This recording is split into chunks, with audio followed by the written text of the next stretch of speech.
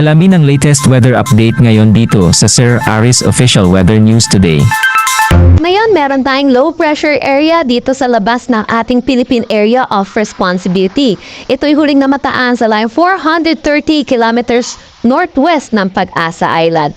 Mababa naman po yung tsansa neto na maging isang ganap na bagyo at wala rin direktang epekto sa anumang parte ng ating bansa.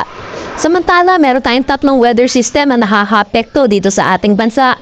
Una na dito ang shear line. Kung makikita natin, tumaas yung axis ng ating shear line which is yung salubungan ng mainit at malamig na hangin. Dahil po dito, yung northeast monsoon natin or yung hanging amihan ay humina at wala pong naging epekto sa anumang parte ng ating bansa.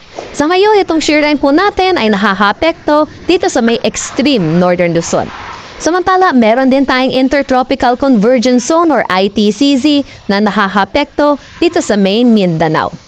Samantala, meron tayong easterlies din na nakaka-apekto naman dito sa may Metro Manila at malaking bahagi ng ating bansa. Para sa magiging panahon natin ngayong araw, kumikita natin makakaranas ng mga pag-ulan dulot ng shear line dito sa may Batanes at Babuyan Islands. Inaasahan din natin makakaranas din ng mga pag-ulan dito sa may Bicol Region at Romblon dulot naman ito ng easterlies. Para naman sa Metro Manila at nalalabing bahagi ng Luzon, inaasahan po natin maaliwalas na panahon naman ang ating aasahan, pero asahan din po natin magiging mainit at malinsangan ang ating tanghali hanggang hapon na may tsansa ng mga localized thunderstorm pagdating sa hapon at sa gabi. Kaya ugaliin po i-check ang Pag-asa social media pages para sa nilalabas na thunderstorm advisory. Agwat ng temperatura for Metro Manila 24 to 32 degrees Celsius, Lawag 24 to 30 degrees Celsius. Asahan natin sa Tugigaraw ang 22 to 31 degrees Celsius, Baguio 15 to 25 degrees Celsius. For Tagaytay, asahan natin 21 to 30 degrees Celsius at Legazpi 24 to 31 degrees Celsius.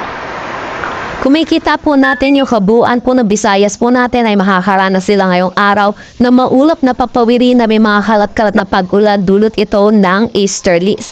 Samantala, inaasahan naman natin dito sa may Caraga, Davao Region, Camiguin, Misamis Oriental at Bukidnon, makakaranas din sila ng mga kalat-kalat na pag-ulan dulot naman ito ng Intertropical Convergence Zone.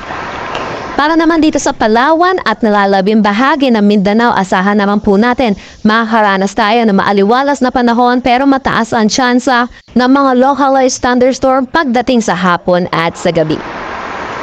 Agwat ng temperatura for Calayan Islands at Puerto Princesa 24 to 31 degrees Celsius, Iloilo 24 to 30 degrees Celsius. For Tacloban, asahan natin ang 24 to 29 degrees Celsius, Cebu 26 to 30 degrees Celsius. Para sa Cagayan de Oro, 25 to 30 degrees Celsius, Zamboanga 24 to 32 degrees Celsius at Davao 24 to 30 degrees Celsius.